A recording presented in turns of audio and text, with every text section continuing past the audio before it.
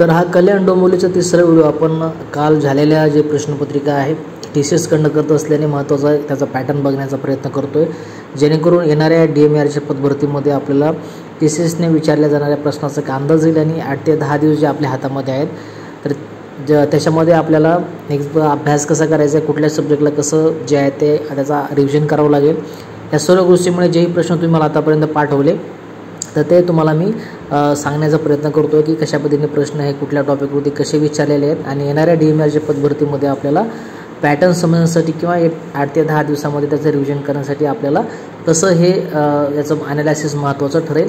आजचा हा तिसरा व्हिडिओ। आजच्या दिवसभरामध्ये तुम्ही जेही प्रश्न पाठवले टेलिग्रामवरती असेल किंवा बाकी ठिकाणी ते सर्व प्रश्न आणि कशा पद्धतीने विचारले गेले होते, त्याच्यामध्ये मराठी, इंग्रजी, मॅथ, रिजनिंग जी काही आपली फार्मसी टेक्निकल सर्व जेवढे प्रश्न भेटलेले आहेत तेवढे आजच्या व्हिडिओमध्ये तुमच्याशी मी डिस्कस करेल, त्याच्यामुळे व्हिडिओ खूप महत्त्वाचा आहे, व्हिडिओ शेवटपर्यंत पाहत राहा। पहिला जीकेचा पोर्शन ज्याच्यामध्ये नागर मंदिर शैली असेल, रामसर साईट वेटलँड याच्यावरती प्रश्न होते, विरार अलिबाग हायवेचं अंतर, नाशिक समाज सुधारक 2011 मुस्लिम समाज संदर्भ याच्या रिलेटेड प्रश्न विचारले होते। त्याच्यानंतर नाशिकमध्ये 85% लोकसंख्या कोणत्या धर्माची आहे याच्या रिलेटेड प्रश्न होता। 2011 नुसार शहरी भागाचे लोकसंख्येचे प्रतिनिधी विचारलं होतं। 1857च्या उठावाचे नेतृत्व कोणी केले किंवा त्याच्या रिलेटेड एक प्रश्न होता। फार्मसीचा पोर्शन जर का आपण बघितला तर त्याच्यामध्ये बघा, which herbal drug used anti depression. Herbal drug म्हणजे प्लॅन्टच्या रिलेटेड असणारा ड्रग जो की अँटी डिप्रेशन म्हणून यूज केला जातो, असा कुठला ड्रग होता। त्याच्यानंतर AC इनिबिटर प्लस पॅरिंग डायरेटिक याचं इंट्रॅक्शन जे आहे ते काय होऊ शकतं किंवा याच्या इंट्रॅक्शनने काय होऊ शकतं अशा पद्धतीचा एक प्रश्न होता, जो की सिलेबसकोपमध्ये इंट्रॅक्शनचा पॉईंट दिलेला आहे। त्याच्यानंतर सिंचोना अल्कलॉइड केमिकल क्लासिफिकेशन म्हणजे सिंचोना अल्कलॉइडचं जे कन्स्टिट्यूट आहे सिंचोनिन, त्याच्यावरती प्रश्न होता की याचे कोणत्या क्लासिफिकेशननुसार आहे। त्याच्यानंतर फर्स्ट केमिकल शॉप जे आहे ते कधी ओपन करण्यात आलं, अगोनिस्टची डेफिनेशन विचारली होती। फर्स्ट BP ब्रिटिश फार्माकोपिया जे आहे, कॉम्बिनेशन ऑफ विच फार्माकोपिया, कुठल्या दोन फार्माकोपियाचं कॉम्बिनेशन आहे ब्रिटिश फार्माकोपिया, आणि महत्त्वाचं इयर कधी इस्टॅब्लिश झाला 1864। त्याच्यानंतर ज्युरिस्प्रुडन्सचे फॉर्म नंबर फॉर होलसेलर, त्याच्यानंतर other than C and C1, त्याच्यानंतर रिटेलरसाठी म्हणजे तिन्ही जे महत्त्वाचे फॉर्म होते ते विचारले होते। त्याच्यानंतर कम्युनिटी फार्मसीमधली फार्मसी अँड थेरॉपॅटिक कमिटी याच्यावरती प्रश्न विचारला होता। इन्व्हेंटरी कंट्रोल मेथड विचारल्या होत्या DSBMमधल्या। क्लिनिकल फार्मसीचा रोल विचारला होता हॉस्पिटल आणि क्लिनिकल फार्मसीमध्ये। फार्माकोथेरॉपॅटिकवर एक प्रश्न होता। अँटी डिप्रेसंट हर्बल ड्रग विचारला होता। फर्स्ट इंडियन फार्माकोपियाचं जे इयर आहे ते विचारलं होतं। मिनिमम क्वालिफिकेशन ऑफ फार्मासिस्ट ज्युरिस्प्रुडन्समध्ये त्याच्यावरती प्रश्न विचारला होता। PCI म्हणजे फार्मसी काउन्सिल ऑफ इंडिया याचे मेन ऑब्जेक्टिव्ह विचारले होते। त्याच्यानंतर NLEM 2022 याच्यावरती एक प्रश्न विचारला होता। फार्मसी सेंट्रलाइज्ड व्हर्सेस डिसेंट्रलाइज्ड अशा पद्धतीचा एक प्रश्न होता। त्याच्यानंतर अँजिओटेन्सिन सेकंडचं स्ट्रक्चर त्याच्यावरती एक प्रश्न होता। ऑक्टोपेप्टाइड आहे का, कशा पद्धतीचा आहे पेप्टाइड आहे।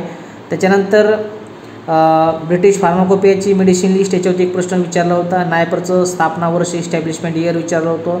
क्लिनिकल फार्मसीमध्ये प्रॅक्टिस एरियावरती प्रश्न विचारला होता, किती प्रॅक्टिस एरिया लागेल। त्याच्यानंतर फार्मसी ॲक्टचं रिसेंटचं अमेंडमेंट मला वाटतं त्याचं 2023 हे जे आहे ते आन्सर असलं पाहिजे, कारण 2023मध्ये सध्या जी झालेली सर्वात मोठी जी महत्त्वाची अमेंडमेंट्स आहे तर ती आहे रिसेंट अमेंडमेंट 2023 कदाचित असली पाहिजे, तर ते एकदा बघून घ्या। त्याच्यानंतर register of pharmacist who dispense the medicine अशावर प्रश्न होता। अडल्ट्रेट ड्रगची डेफिनेशन होती, ह्या की 3 डेफिनेशन तुम्हाला मी सांगितले, अडल्ट्रेट ड्रग्स, स्पुरियस ड्रग आणि मिसब्रँडेड ड्रग। त्याच्यानंतर first pharmacology institute was founded in 1847 by Rudolf Buster याच्यावरती प्रश्न होता। प्लासिबो, नॉसिबो, त्याच्यानंतर ऑइंटमेंटची प्रिपरेशन मेथड विचारली होती। अशा पद्धतीचे फार्मसी जवळपास 30 ते 31 प्रश्न तुमच्याकडून आतापर्यंत रिसीव्ह झालेले आहेत। याच्यापेक्षा जर वेगळे प्रश्न तुम्हाला आठवत असतील तर तुम्ही मला टेलिग्रामवरती @PVThorat या अकाउंटवरती पाठवू शकता। त्याच्यानंतर मराठीचा जर विचार केला तर मराठीमध्ये उतारावरती 2 प्रश्न होते, इंग्रजी उतारावरती 2 प्रश्न होते, आर्टिकलवरती एक प्रश्न होता, रोजच्या खरड्याची वही अर्थ याचा विचारला होता, रात्र याचा समानार्थी शब्द विचारला होता, वास्तुपुस्तक वदंतीचे समानार्थी शब्द विचारले होते, टिसेन्सिसचा अँटोनिम विचारला होता, फ्रेजेस वरती प्रश्न होते 1 ते 2, लोकहितवादी मराठी उतारावरती 3 प्रश्न होते, प्रयोगावरती प्रश्न होते, वाक्यपृथक्करण या ग्रामरच्या कोर टॉपिकवरती प्रश्न विचारले गेले होते मराठीमध्ये। हा तुमचा मराठीचा पोर्शन। त्याच्यानंतर रिजनिंग ॲप्टिट्यूडमध्ये पाय चार्ट, ग्राफ असेल, सिटिंग अरेंजमेंट असतील, अल्फाबेट सिरीज असेल आणि नंबर सिरीज असेल, अशा पद्धतीचे जे आहेत ते प्रश्न विचारले गेले होते। अशा पद्धतीचा हा पूर्ण तुमचा TCSचा काल झालेला KDMCचा म्हणजे कल्याण डोंबिवलीचा जो आहे तो पूर्ण पॅटर्न आहे. आता याच्यामध्ये जर आपण कोणत्याही एक सब्जेक्ट जर इथं घेतला, समजा रिझनिंगमध्ये जर मी बघितला, तर तुम्ही मागच्या जर प्रश्नपत्रिका बघितल्या DMARच्या तुमच्याकडे 2023च्या 2 प्रश्नपत्रिका आहेत.